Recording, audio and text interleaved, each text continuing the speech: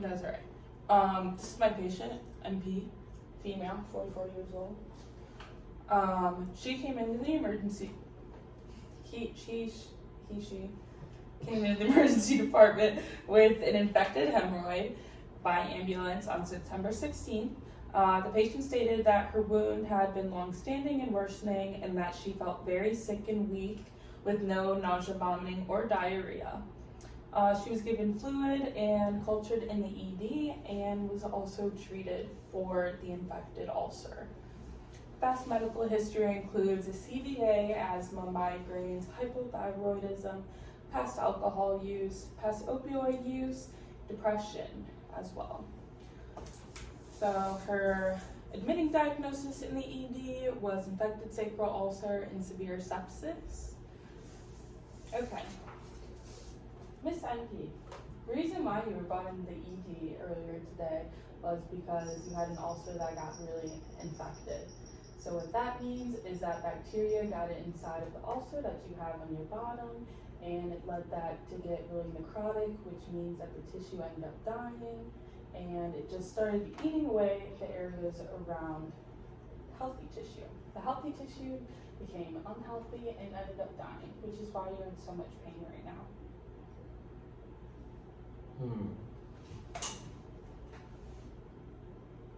So what does it mean exactly? Like, what does this ulcer mean? Like, how did you get the ulcer? Yeah, like. So since you are in a wheelchair and your left side is paralyzed, if you don't normally like lift up and relieve some pressure, you will develop a pressure ulcer. At first, it may just look like a reddened area, and then after that, the area starts to kind of eat away, and then skin starts to become exposed. And once it becomes exposed, bacteria is more likely to get in those areas because it's dark and moist, and that's what bacteria likes. And eventually, bacteria starts to multiply, leading into an infection. So what if I can't move? So, can recommend some different exercises or a pillow for your wheelchair to relieve some of the pressure on your sacrum as well.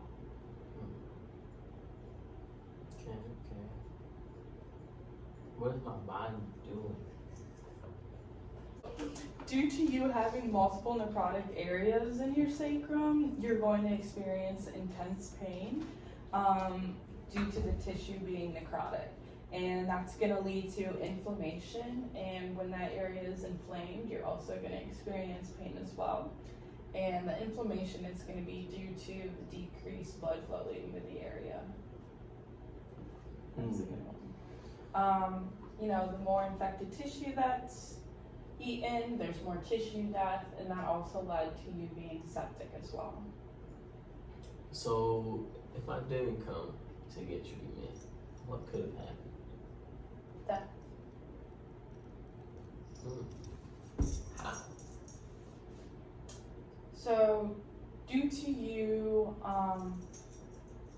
not coming to the ED in a quick manner, if that did lead for your infection to lead to sepsis. So instead of just one area of your being infected, your whole body was dealing with infection and inflammation. Okay. And eventually, when you do have sepsis, that could lead to septic shock, and if that's not treated, am I boring you? No. Just had a long day, You're right. This ulcer is a pain in the ass. Oh. Quite literally. I'm so sorry to hear that. I'm glad I can be here right now to give you some treatments to hopefully relieve you from that pain. So what meds do you have in mind? And why? Okay, yeah, let's jump right into that, why don't we? So I do have 2 antibiotics for you. Levofloxacin and metronidazole. Ooh, butchered that one, that's okay. So with both antibiotics, they're both 500 milligrams. With the Metro, you're going to take that twice a day for 1 to 2 weeks. The provider will verify that, and you're going to take that in an empty stomach. You can take it with food, but it really depends on what your GI situation is like. Some people say, you know, they're fine when you take it with food. Some people say they're fine when you take it on an empty stomach. If you do experience dizziness and a headache and a rash, it's completely normal. But if you don't feel like you're getting better, call us back, since you don't have a primary care provider, because you're homeless.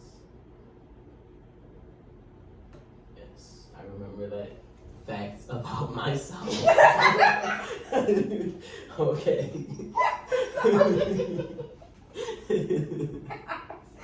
Okay.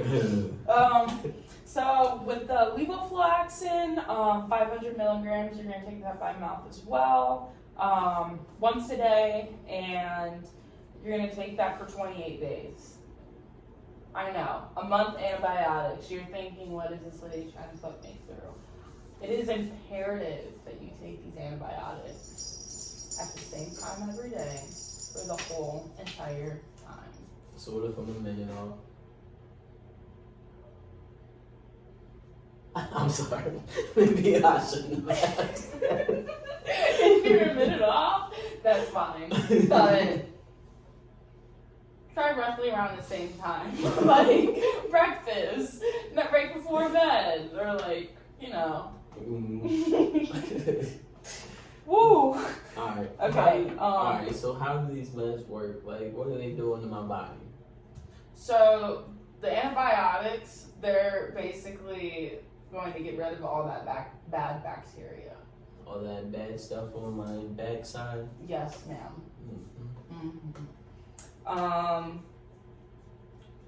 With the levofloxacin, you're going to want to take that 1 hour before meals and medications, so before your other medications. So this might want to be the one you take. Wake up. Yes, wake up and take it. Yes, that exactly. Or you can take it 2 hours after meal and other medications. So, you know, if you wake up, you're like, oh, I woke up too late, you gotta take these other ones, it's fine. You can do it 2 hours after. Same thing with the other one. Headache and dizziness is normal, but nausea, vomiting, diarrhea, and constipation is also normal. So if you have any of those, it is normal. But since your backside is infected with the constipation, increase your fiber to help so you're not backed up. What are the side effects or symptoms? Like the side effects, yeah. You know, headache, dizziness, nausea, vomiting, or rash with those two. You also have a levothyroxine, so it's Synthroid, because you have hypothyroidism, but before you weren't taking a synthetic T4. So that basically is a thyroid hormone replacement to keep everything balanced and in check. Since you have hypothyroidism, your hormones are low. So we want to get those back up. This medication, imperative, ooh, shouldn't hit the patient. Imperative that you take it at the same time. You want to take this in the morning, 4 hours before any of your medications. So in a perfect world, this could be your first medication, and then you can take your levofloxacin, that first antibiotic, 2 hours later or an hour later, you can take the rest of your meds.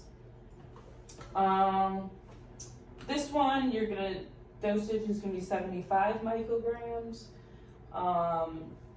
You're not really gonna want to take iron or calcium with this because it can counteract with the effects of the medication.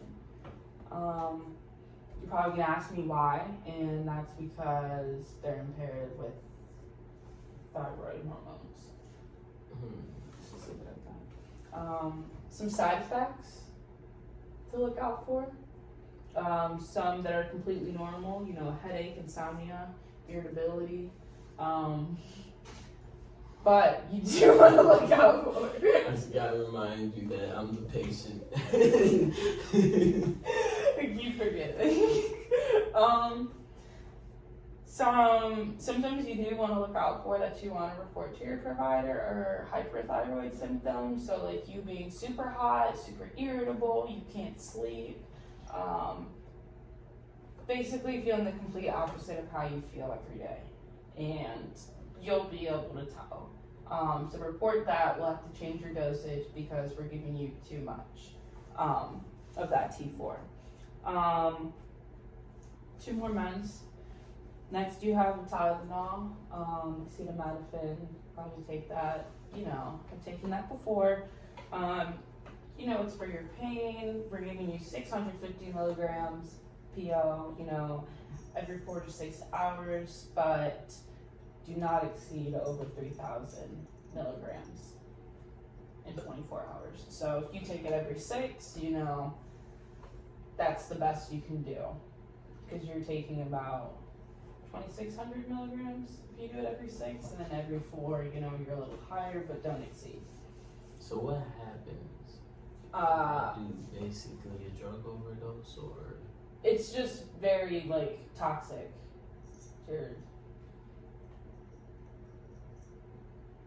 So it can, I'll be hurting myself by taking too much. Yes. Yes. Okay, last but not least, you have a prednisone, and that's gonna decrease the inflammation. So like we were talking about before, with the infection, you know, everything's gonna be inflamed down there. So this should hopefully decrease the inflammation, which will also help bring down some of that pain as well. You're gonna take 5 milligrams by mouth for about a week, and support you take it at the same time every day. One thing that is kind of counteractive, you know, it does decrease wound healing, and it does decrease, you know, your ability to fight infections. So if you start to notice that your infection's getting worse, even with the antibiotic therapy, do give us a call back and let us know. Also, a headache is a side effect as well. So if you notice a headache, it is normal. So how many meds in total am I taking or being diagnosed with? We're sending you home with 5 meds.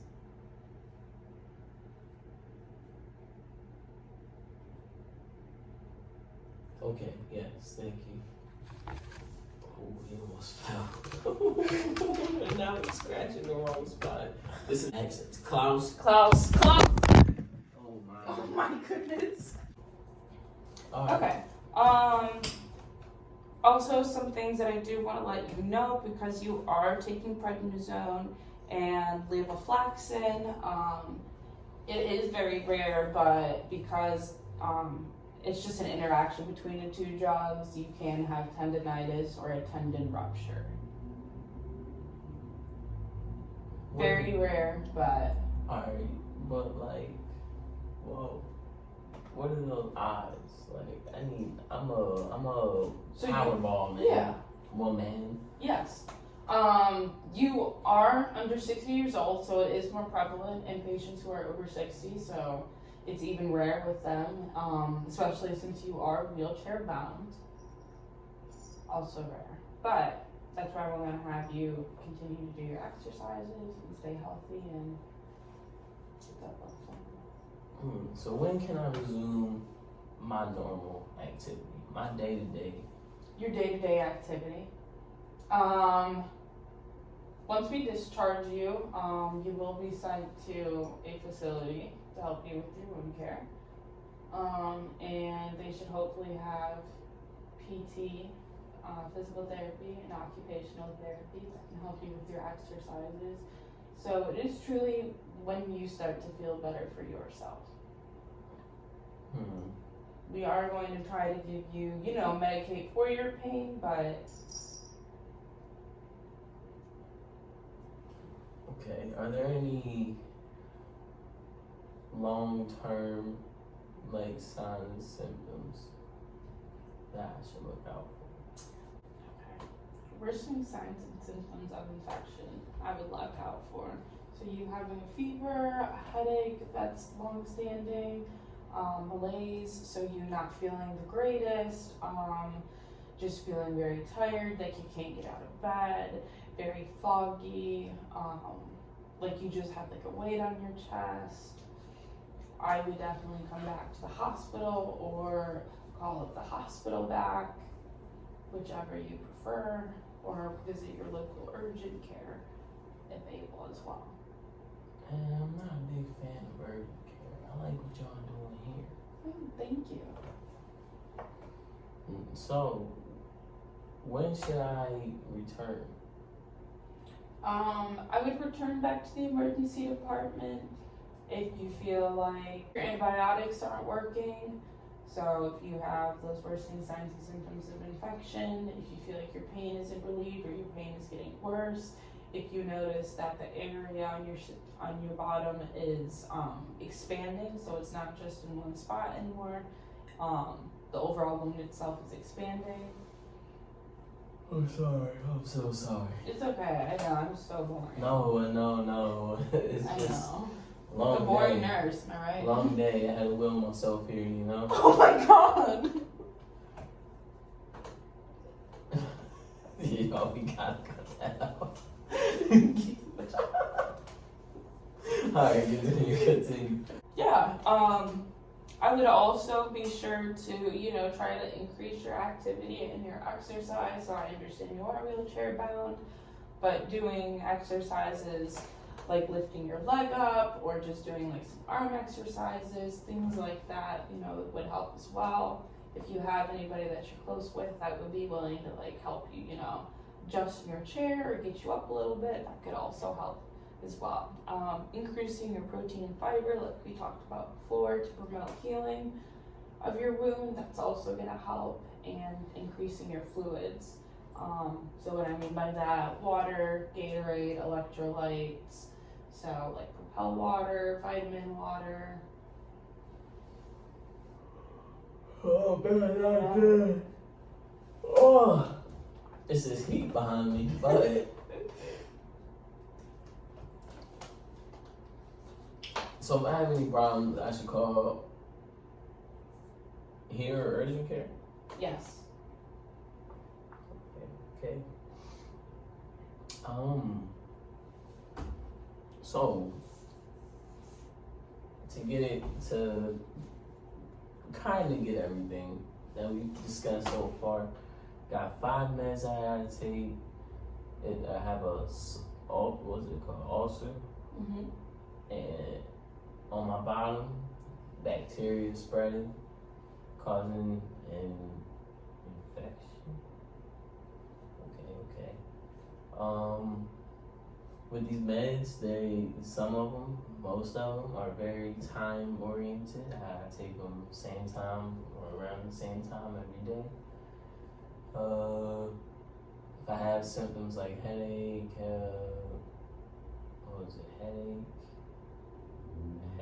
heavy chest,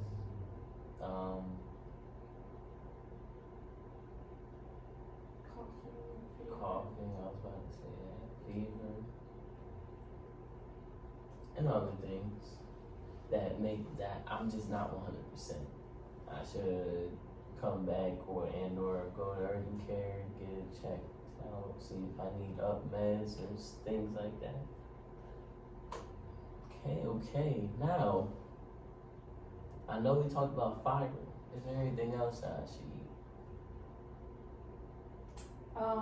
Natural proteins, like I stated before, eggs. I'd also add in like chicken, peanut butter, nuts. Since I know you may not have access to like full-blown kitchen and make like, grilled or boiled chicken, things that you can grab on the go, like nuts for sure, or like, things that have peanut butter in them. Should I increase or decrease my fluid intake? I would increase your fluid intake. Increasing your fluid intake is going to promote healing of your wound. We talking these fluids, correct? Yes, we are talking these fluids. What if I got a can of soda next to me? A can of soda is fine, but soda is composed of mainly sugars and other chemicals. those sugars and other chemicals aren't giving you the nutrients that you need. That fluid, though, is giving you the electrolytes and nutrients you need.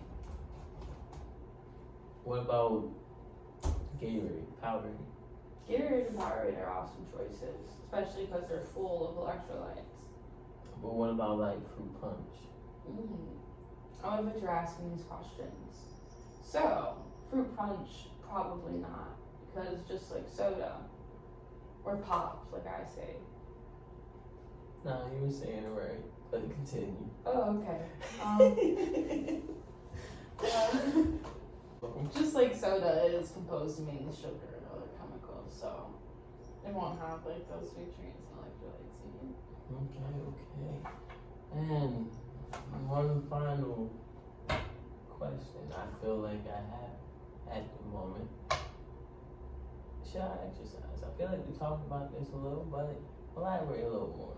Yeah, I definitely think you should exercise. What's your normal exercise regimen? Normally I'll take a couple laps around the block just to get myself moving. In your chair? Yeah, Okay. of course. I can't walk now. Like, it's cool, I can joke about it. Yeah, you could. Okay, so it does sound like you're getting some more exercises. You're getting outside. How about your legs? Are you doing like some legs exercises or like moving your paralyzed side, getting that side moving? I will admit, I should do more leg exercises. I do like occasionally like sit up in my chair to like relieve the tension from my backside. But yeah.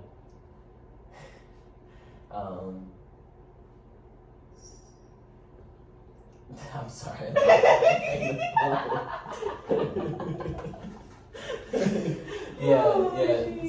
I should be doing better with my leg exercises. Great. I can definitely send you home with a packet that consists of leg exercises. I can also show you a few.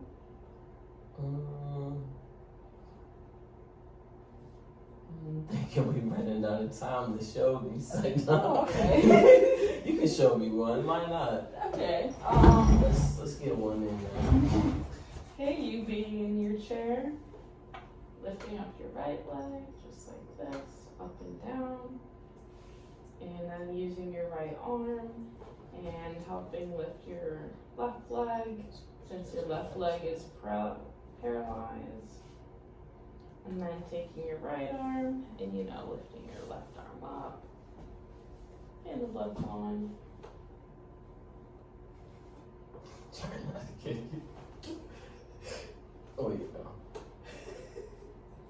Yeah, nice job. Eventually you get more comfortable. See the side and try and. Is her whole left side? Even the top part, like, oh. Like, should have done more research on myself. Ugh. Yeah, I do want to add as well, you personally won't have to worry about doing wound care. You will have somebody coming to do wound care, but if at any off chance you do have to do your own wound care, you do have an aquacell dressing. You'll apply some ointment on it if indicated. It'd be awesome if you did have some help, especially since your left side is paralyzed and you are in your chair.